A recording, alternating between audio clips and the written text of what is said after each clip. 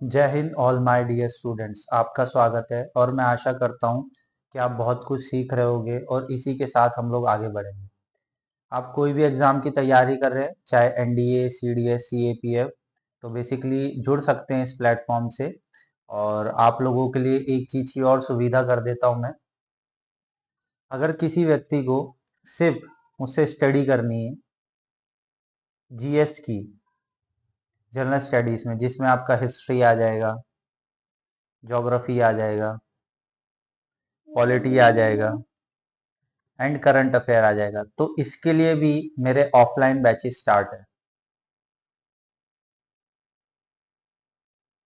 ठीक है, तो मेरे इसके लिए भी ऑफलाइन बैचेस स्टार्ट है। तो आप पर्सनली मुझे मैसेज कर दे मेरे व्हाट्सएप नंबर पे। जो भी बच्चा सिर्फ जीएस पढ़ना चाहता है और उसको लग रहा है कि मैं मैथ्स कर सकता हूँ या मैथ्स के लिए मैं अलग से क्लासेस लगा सकता हूँ, तो मैं जीएस वाला पोर्शन आपका कवर करवा दूंगा और मुझसे ऑफलाइन पढ़ सकते हैं। और जो भी फीस रहेगी we will discuss at the offline level. ठीक है, या किसी बच्चे को सिर्फ नोट्स चाहिए, मेरे पर्सनल नोट्स चाहिए, जो कि at the time of my study मैं यूज करता था, तो मैंने बहुत अच्छे से नोट्स बना के रखे पीडीएफ फॉर्म में। अगर वो भी आपको चाहिए तो इस नंबर पे मुझे मैसेज कर सकते हो, मैं उसकी हेल्प जरूर करूंगा। ठीक है, तो आई होप सो आपको चीजें समझ में आई होगी, चीजें क्लियर हुई होगी। और ये करंट अफेयर है 1 तारीख से लेके 12 तारीख तक के। ठीक है, अक्टूबर 1 to 12 अक्टूबर तक के क्या है, ये करंट अफेयर है। चलो स्टार्ट करें। तो कोई भी दिक्कत हो व्हाट्सअप कर सकते हैं, नंबर आपकी स्क्रीन पे शेयर कर दिए। सबसे पहले नोबेल प्राइज न्यूहॉन हिडेंक्यू, अगर प्रोनाउंसिएशन सही नहीं हो रहा है तो प्लीज क्षमा कर दीजिएगा। तो Nihon Hidankyo win 2024 Nobel prize for the disarmament. सबसे बड़ी मतलब बोल सकते हैं पीस प्राइज। ठीक है ना, तो पीस प्राइज किसको मिला है? न्यूहॉन हिडेंकू को। और ये कहाँ से बिलोंग करते हैं? ये जापान से बिलोंग करते हैं। आपको पता होगा जापान के अंदर 6 जून, ओ sorry July, sorry sorry sorry,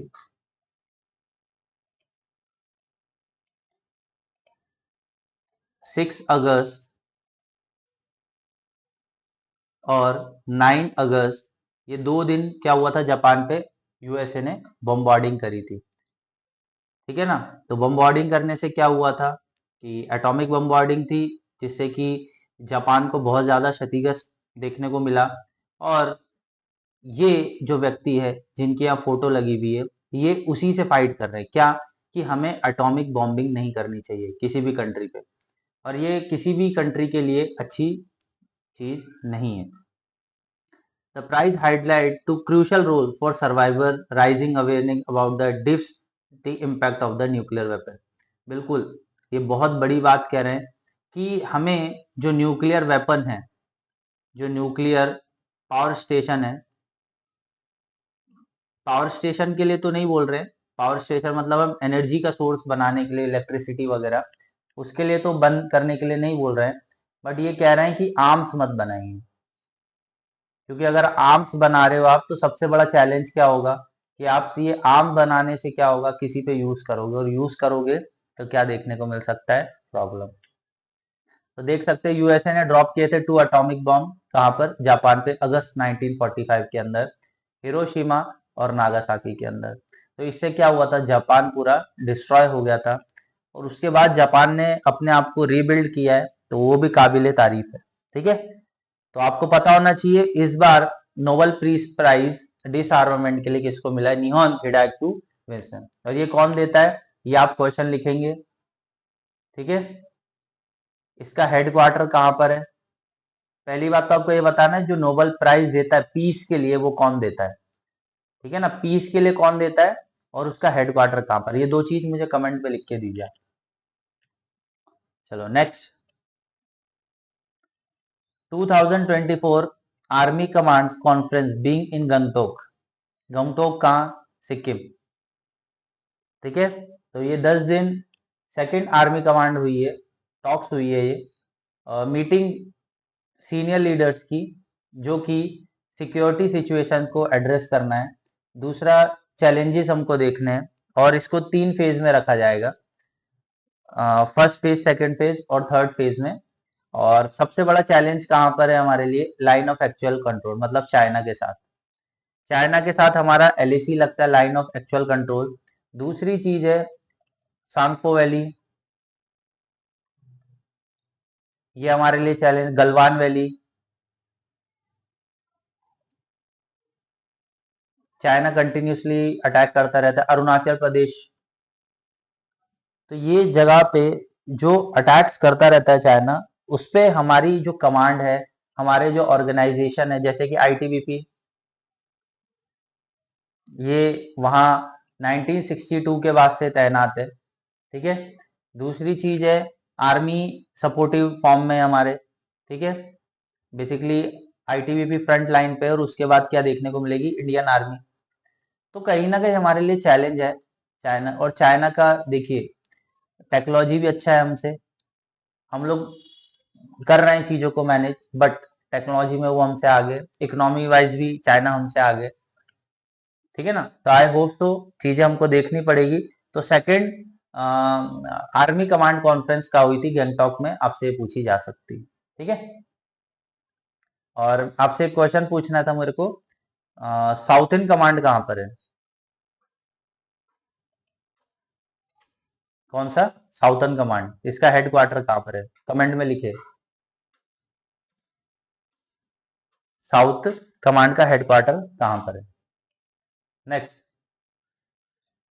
successful IFA C295 landing at Navi Mumbai airport. बहुत बड़ा चैलेंज भी बोल सकते हैं हम। तो नवी मुंबई इंटरनेशनल एयरपोर्ट पे हमको क्या देखने को मिला है, लैंड करते हुए देखने को मिला है क्या, इंडियन एयरफोर्स C295। ठीक है। Construction the airport on the track, the airport is expected to start operation by 2025। तो बेसिकली ये नवी मुंबई इंटरनेशनल एयरपोर्ट 2025 से चालू होगा, जिसमें A3700 metre runway, land for take off, modern terminals बनाए जाएंगे, advance air traffic control setup किया जाएगा, और टर्मिनल 1 से 20 मिलियंस, मतलब 1 मिलियन में 10 लाख, तो मान के चलिए 2 करोड़ लोगों का एनुअली आना जाना रहता है, प्लस 90 मिलियन पैसेंजर, और 8 lakh ton of cargo every year, इसकी भी कैपेसिटी बनेगी। दूसरी चीज है ये C295, ये ट्रांसपोर्ट एयरक्राफ्ट है जो कि एयरबस मिलिट्री ने बनाया, जो कि USA की कंपनी है। और इसकी ये मॉडर्न टेक्नोलॉजी हम यूज करेंगे। तेजस कहाँ पर बना हुआ है, कौन से HAL के साइट पे बना हुआ है, ये मुझे कमेंट करें आप। दूसरा, IFA का साउथर्न कमांड कहाँ पर है, आप मुझे कमेंट करेंगे। ठीक है। तो पूछा जा सकता है नवी मुंबई एयरपोर्ट। और दूसरी चीज क्वेश्चन क्या पूछा जाएगा, IFA C295 ये किसने बनाया है? ठीक है। चलो आगे देखिए। प्राइम मिनिस्टर ने अटेंड किया 90th ईस्ट एशिया समिट। ठीक है।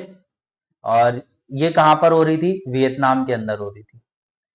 Laos, Cambodia, Vietnam, Thailand, Brunei, ये सब कंट्रीज के बारे में आपको पढ़ना है। और हमारा जो चल रहा है लुक ईस्ट पॉलिसी, क्या है, लुक ईस्ट पॉलिसी, इस पे भी हमको ध्यान देना है।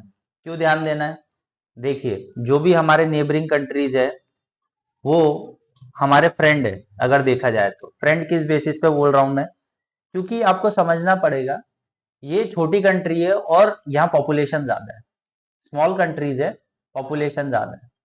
तो इससे क्या हो सकता है, हमें बड़ा मार्केट, मतलब इकोनॉमी हमारे लिए सबसे बड़ा चैलेंज है। दूसरा, हम कॉड को अपना मेंबर, कॉड में हम मेंबर है जैसे कि India, Australia, Japan and USA, ये भी आपको पता होना चाहिए। इनके बीच में जो मिलिट्री एक्सरसाइज होती है उसका नाम बताइए, कॉड में जो मिलिट्री एक्सरसाइज होती है उसका नाम बताइए। दूसरी चीज है अगर हमने इंडो पैसिफिक रीजन पे ध्यान नहीं दिया तो चाइना तो डोमिनेंस करेगा ही करेगा, तो हमें वो भी टैकल करना है। दूसरा, आसियान के हम मेंबर है, ठीक है ना। उसके बाद बेसिकली ब्रिक्स के हम मेंबर है।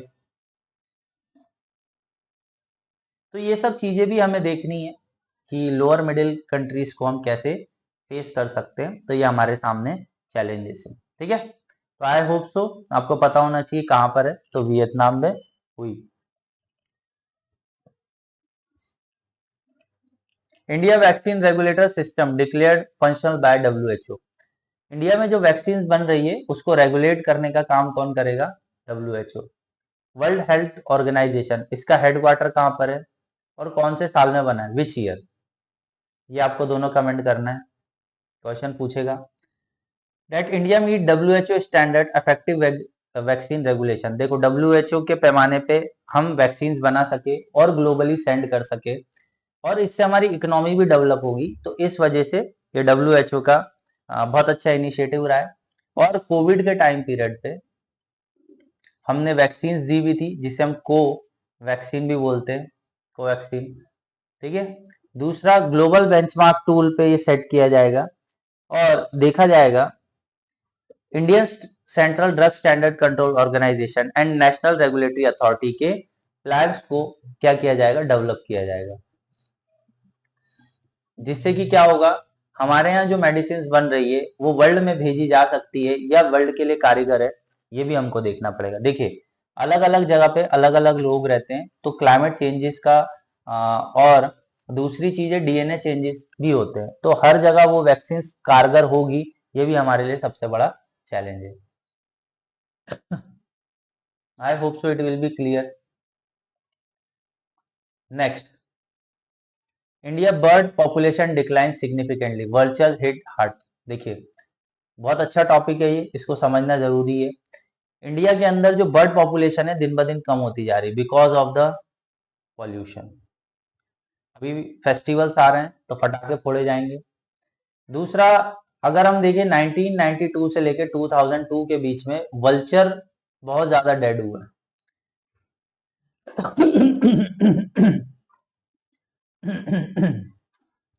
सॉरी फॉर,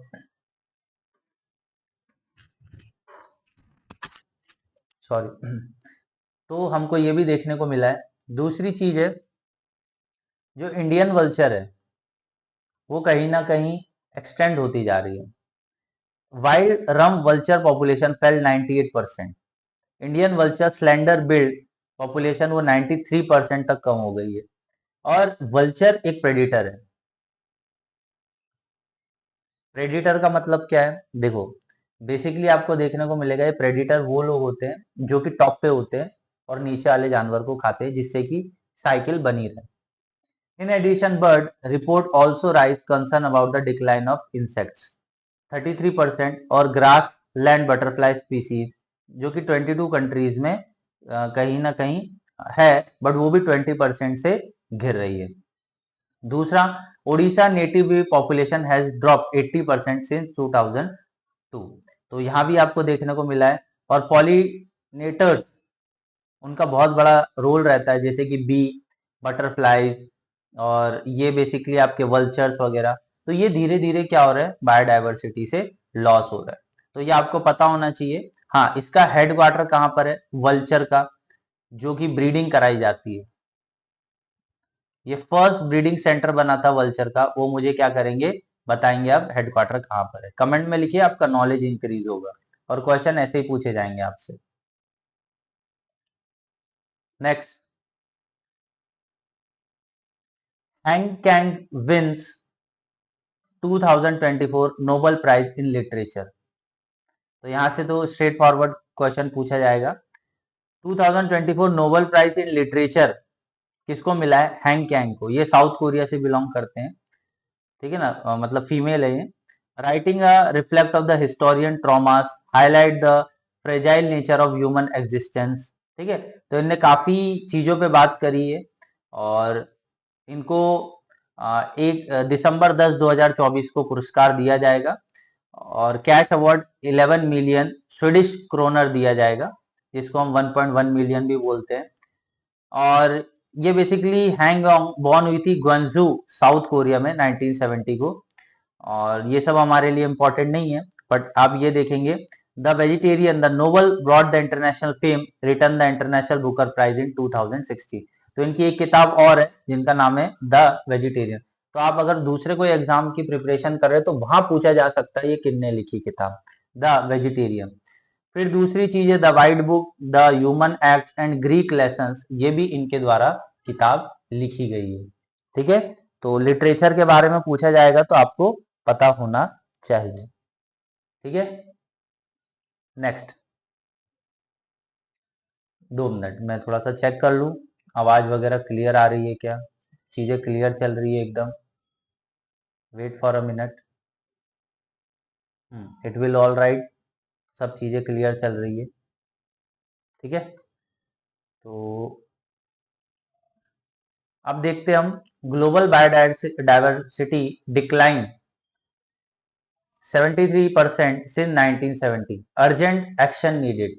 तो हमको क्या देखने को मिलेगा, वर्ल्ड वाइल्ड लाइफ फंड ने रिलीज किया है लिविंग प्लैनेट रिपोर्ट 2024। तो आपसे पूछा जाएगा लिविंग प्लैनेट रिपोर्ट कौन रिलीज करता है, world wild life fund.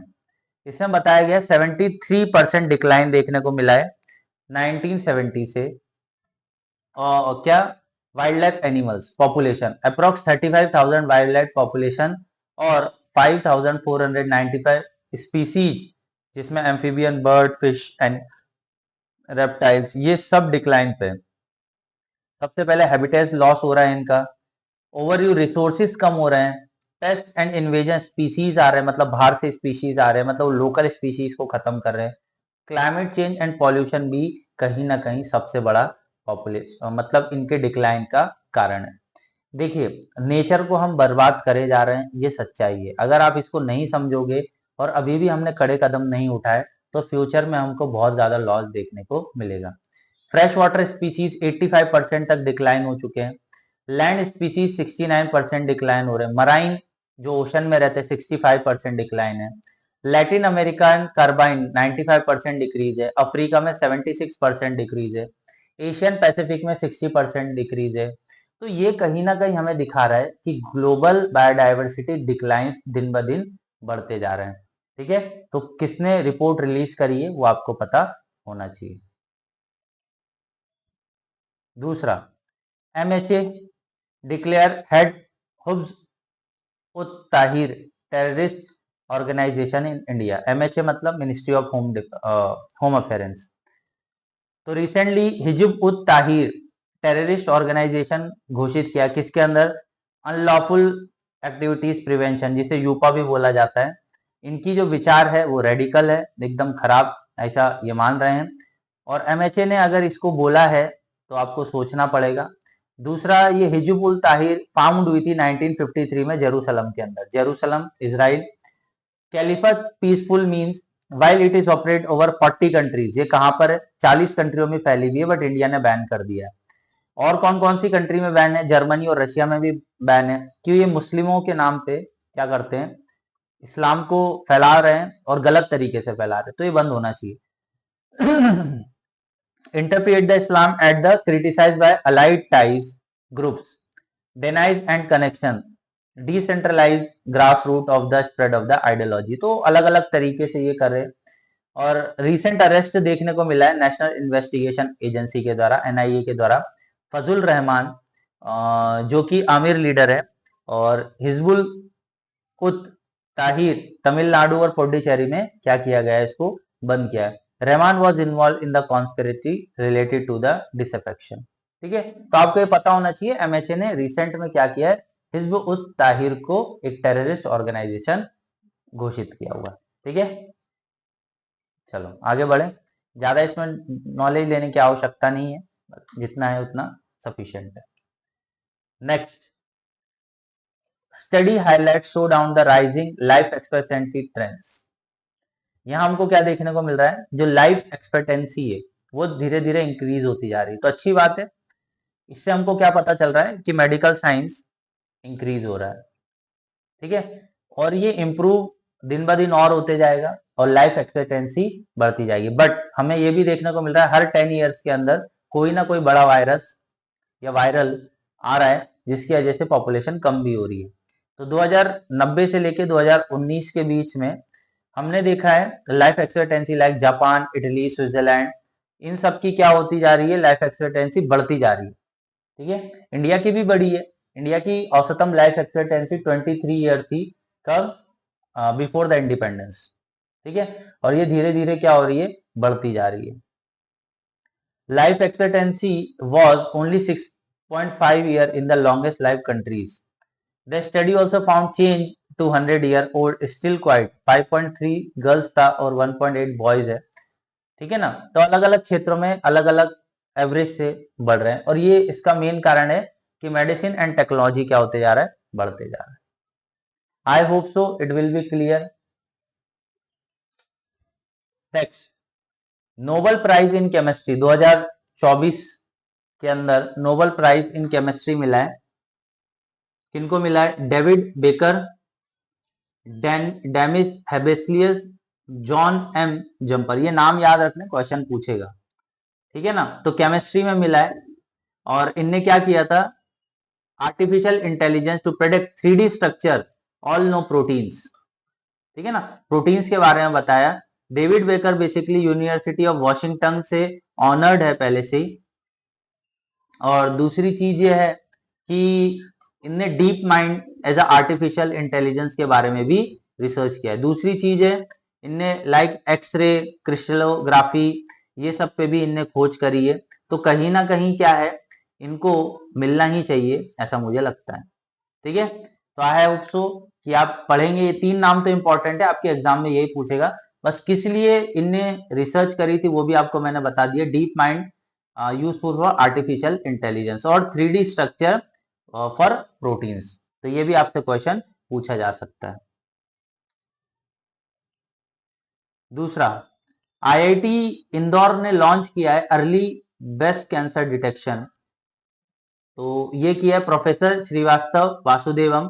Important step to make cancer screening more affordable and accessible, जिसे हम क्या बोलते हैं, photoacoustic spectral response to combine light to sound detect the tissues. तो टिश्यूज को हम पकड़ सकें, मल्टीपल टिश्यूज होते हैं, उनको पकड़ सके। और हम जो ट्रेडिशनली मेथड यूज करते हैं, एमआरआई, सीटी स्कैन, ये थोड़ा सा अनअफोर्डेबल भी होता है और कभी ना कभी इससे चूक भी हो जाती है। तो इसके लिए हमने क्या बनाया, एक डिटेक्शन बनाया है। तो क्या है, फोटोकॉस्टिक स्पेक्ट्रल रिस्पॉन्स टेक्नोलॉजी बनाई। IIT Indore one of the बोल सकते हैं लेटेस्ट में है, 2009 के अंदर बनी है ये। इसको हम इंडियन इंस्टीट्यूट ऑफ टेक्नोलॉजी भी बोलते हैं। और यहाँ बीटेक प्रोग्राम होते हैं, ह्यूमैनिटीज एंड सोशल साइंस। ठीक है, जिसकी वजह से, और इसका मोटो पूछा जा सकता है, नॉलेज इज अ पावर। तो ये आपसे क्वेश्चन पूछा जा सकता है, और आपको इन रिसर्च के बारे में पता रहना चाहिए कि आईआईटी इंदौर ने अभी रिसेंट में early breast cancer detection affordable price में सर्च किया है, मशीन बनाई है। ठीक है, नेक्स्ट, कैबिनेट ने अप्रूव किया है मैरीटाइम हेरिटेज कॉम्प्लेक्स डेवलपमेंट। ठीक है, तो नरेंद्र मोदी जी ने क्या किया है, अप्रूव किया है national maritime heritage complex Lothal के अंदर। ये इंडस वैली सिविलाइजेशन का एक पोर्ट हुआ करता था, तो गुजरात के अंदर है। फर्स्ट फेज, सेकंड फेज में ग्रीन लाइट दी गई है। Money there phases to voluntary contribution रहेगा, और म्यूजियम वगैरह बनाए जाएंगे। और इससे बेनिफिट क्या होगा, हम लोग को पता चलेगा कि हमारी हिस्ट्री क्या है, और कहीं ना कहीं ये एशियन पोर्ट रहा है क्या, लोथल। और इसको गवर्न कौन करेगा, ministry of port and shipping waterway. इससे क्या होगा, 22,000 जॉब क्रिएट होंगी, 15,000 डायरेक्ट जॉब मिलेगी और 7,000 इनडायरेक्ट जॉब मिलेगी लोकल लोगों को। ठीक है, तो ये आपसे पूछा जा सकता है लोथल क्या था, हिस्ट्री से रिलेटेड पूछा जा सकता है। तो you will be understand all this point. चलो नेक्स्ट, एटमॉस्फेरिक चिरनॉक एक्सपेरिमेंट। तो एशिया का लार्जेस्ट, वर्ल्ड हाईएस्ट चिरनॉक टेलीस्कोप बनाया गया है, कहां पर, लद्दाख के अंदर। ठीक है, और इसके पीछे कौन सी ऑर्गेनाइजेशन का हाथ था, basically Bhabha atomic research centre collaboration किया सेवरल इंडियन इंस्टीट्यूट से। हाई एनर्जी पार्टिकल को स्पेस से जो आ रही हैं उसको ये मेजर करेगा और अप्रोक्सीमेटली 4300 मीटर पे लगाया गया है लद्दाख के अंदर। ठीक है। दूसरा, गामा रेज जो हाईली एनर्जेटिक रेडिएशन फैलाती, ये अर्थ के एटमॉस्फेयर में आती तो नहीं है, बट इससे कुछ जो लाइट्स है वो निकलती है, जिसको हम कैप्चर कर लेंगे, जिसको हम क्या बोलते हैं, मेजर एटॉमिक चिनोविक एक्सपेरिमेंट, जिसे MACE भी बोला जा रहा है। ठीक है। तो आपको ये भी पता होना चाहिए। और ये हाई अल्टीट्यूड पे लगाने का कारण ये होता है कि देखो स्काई एकदम क्लियर है, क्लियर स्काई हमको देखने को मिलता है। तो I hope so it will be clear. सबसे पहले एशिया का largest world highest chinook telescope कहां पर लगा है? लद्दाख के अंदर लगा है। Next, Nobel prize in physics. Nobel prize इस बार दिए गए हैं तो उनपे ज्यादा सा क्वेश्चन देखना पड़ेगा। तो नोबेल प्राइज जो फिजिक्स के अंदर है वो बेसिकली जॉन एन हॉफील्ड को मिला है और जेफरी ई हिंटन को मिला है। इनने मशीन लर्निंग पे काम किया है, work in the artificial neutral networks पे काम किया है। तो आपसे यही पूछा जाएगा, तो आपको बस इतना ही याद रखना। बाकी अगर इनका डिटेल पढ़ना चाहो तो आप देख सकते हो।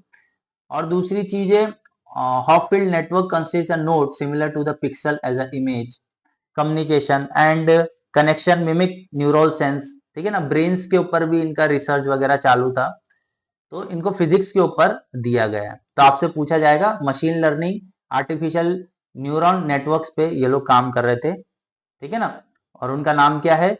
John J Hopfield and Geoffrey E Hinton. Hopfield का जन्म 1933 में हुआ था शिकागो यूएसए में। पीएचडी करी हुई कॉर्नियल यूनिवर्सिटी से। दूसरा, जियोफ्री हिंटन का जन्म 1947 में लंदन में हुआ था और इनने पीएचडी करी है एडनबर्ग से। ठीक है। तो I hope so it will be clear all this point. दूसरा, बिहार को सेकंड टाइगर रिजर्व मिला है कैमूर के अंदर। तो आपको पूछा जाएगा, बेसिकली बिहार फॉरेस्ट डिपार्टमेंट ने environment and climate change minister Prem Kumar ji, इनने कैमूर वाइल्ड लाइफ सेंचुरी को सेकंड टाइगर रिजर्व घोषित किया है। और बिहार में एक और tiger reserve, Buxa tiger reserve भी है। ठीक है ना। दूसरी चीज है, इसको बनाया, हाँ, एक वाल्मीकि टाइगर रिजर्व भी है, बक्सा तो सॉरी वेस्ट बंगाल के अंदर है। यहाँ आपको देखने को मिलेगा वाल्मीकि टाइगर रिजर्व, जो कि यहाँ अभी 54 टाइगर्स देखने को मिलेंगे। दूसरी चीज है, इसको बनाने का मेन कारण ये था कि ये बड़ा है। और Kaimur wildlife sanctuary located in Bihar establish in 1982। तो ये 1982 से बनी हुई है, बट इसको अभी टाइगर रिजर्व घोषित किया है। इससे क्या होगा, कैमूर रेंजेस भी देखने को मिलेगी आपको यहाँ, और विंध्यास हिल्स भी देखने को मिलेंगे, ब्यूटीफुल वाटरफॉल्स वगैरह, सेंचुरी नेचर ब्यूटीज है। और ये फैला कितना है? 4500 स्क्वायर किलोमीटर में ये फैला हुआ है। ठीक है। और आपको ये भी बता दूं मैं, ये टाइगर रिजर्व बनाने का मेन कारण है कि टाइगर्स को ज्यादा से ज्यादा जगह चाहिए होती है। जैसे इनके बच्चे होते हैं तो एक नया एरिया कैप्चर करने के लिए ये निकलते हैं। ठीक है। तो I hope so it will be clear. Next, national अनुभव अवार्ड स्कीम 2025। तो अनुभव प्लेटफॉर्म पेंशन और पेंशनर्स वेलफेयर के लिए बनाया गया। तो आपसे पूछा जा सकता है, अनुभव अवार्ड स्कीम 2025 सबसे पहले किसने लॉन्च करी है? श्री नरेंद्र मोदी जी ने। और किसने? Department of person and personal welfare ने इसका सहयोग किया। और ये ऑनलाइन प्लेटफॉर्म है, जो रिटायर हो चुके गवर्नमेंट एम्प्लॉयज थे और वर्क एक्सपीरियंस है जिनको गवर्नमेंट का। ठीक है। जो यहाँ क्या देखने को मिलेगा, आप अपने जो अनुभव को इस प्लेटफॉर्म पे डाल सकते हैं और अपना एक्सपीरियंस शेयर कर सकते हैं, किसके साथ? यूथ के साथ। ठीक है। दूसरी चीज है, देखिए, बुजुर्गों का अनुभव हमारे लिए समाज में बहुत ज्यादा इंपॉर्टेंट होता है, तो आपको ये भी समझ के चलना पड़ेगा। और ये public sector banks, they can change allow even more people to share the experience. ठीक है। तो Anubhav award scheme 2025। Nobel prize in medicine Ambros Ruvkun for micro RNA discovery. ये दो व्यक्ति हैं, Victor Ambros and Gary Ruvkun. Discover किया इनने क्या? Micro RNA. ठीक है। तो वाइटल रोल रहा है controlling how genes work after a copies. तो इसके ऊपर बहुत ज्यादा इन लोग ने काम किया है। और वेक्टर एम्ब्रियो का जन्म हुआ था 1953 के अंदर हैनोवर में, ठीक है। और माइक्रो आरएनए की इनने जीन के ऊपर पढ़ाई करी, रिसर्च करी, और कहीं ना कहीं हमारे सोसाइटी को बहुत ज़्यादा नॉलेज देने की कोशिश करी है। तो ऐसे लोगों को ही नोबेल प्राइज